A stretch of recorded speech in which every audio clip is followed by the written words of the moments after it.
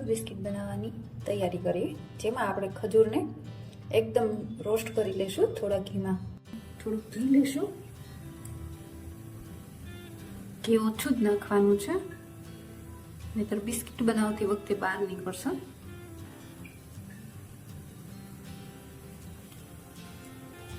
ઘી ગરમ થઈ જાય એટલે આપણે ખજૂર નાખીશું.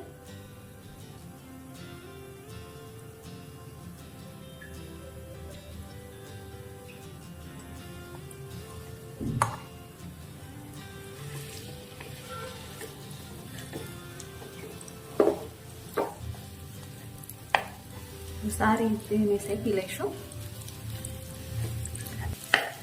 જ્યાં સુધી લોચો ના થાય એવો શેકાઈ જાય ત્યાં સુધી શેકવાનું છે.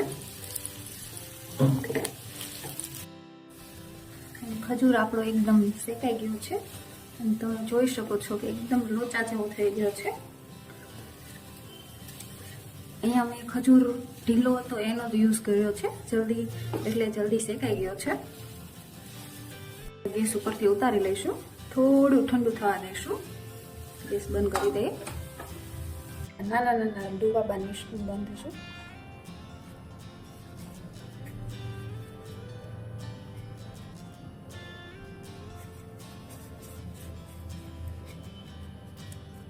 હાથ વડે જ ફેલાવાનું છે.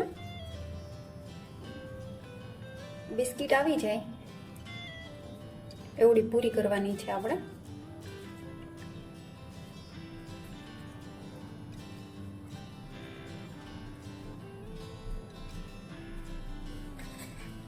આપણે જોઈ જોવાનું કે બિસ્કિટ આવી જાય છે તો આપણે પછી એને ચિપકાવી દેવાનું છે.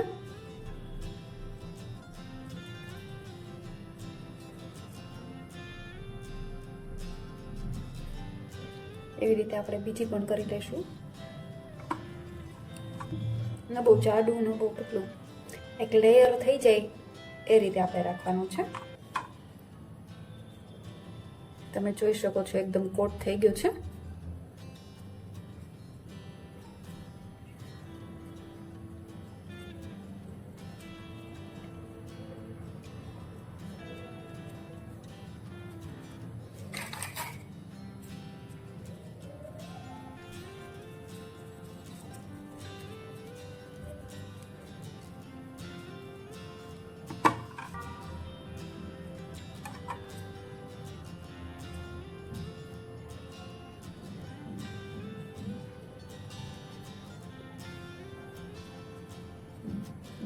સરસ કોટ થઈ જાય છે.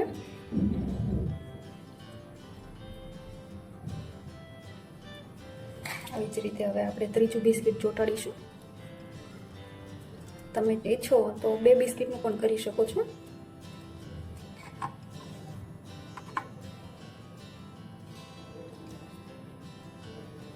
આવી રીતે બધી રીતે સીલ પેક કરી દેવાનું છે.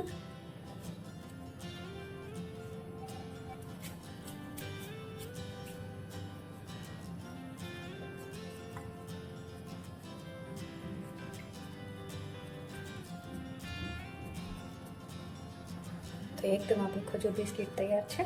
હવે એને આપણે ટોપરાના છીણમાં કોટ કરીશું.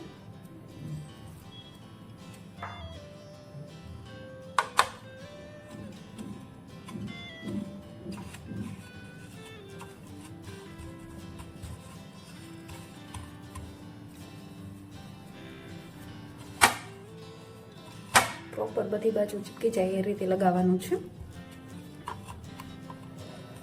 જેથી જે એક્સ્ટ્રા ઘી છે એ ટોપરાનું છીણ છે એ સોક કરી લેશે.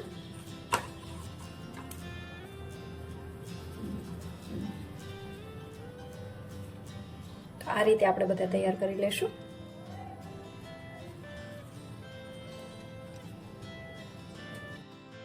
તો તૈયાર છે આપણા ખજૂર બિસ્કિટ. આપણે જ્યારે તેને કટ કરવાના હોય ત્યારે ફ્રીજમાં મૂકી દેવાના છે થોડીક વાર માટે, પછી તેને કટ કરી લેવાના છે. તો મેં કટ કરી લીધા છે. તો તૈયાર છે આપણા ખજૂર બિસ્કિટ. જો તમને મારા આ રેસીપી સારી લાગી હોય તો સબસ્ક્રાઈબ કરો,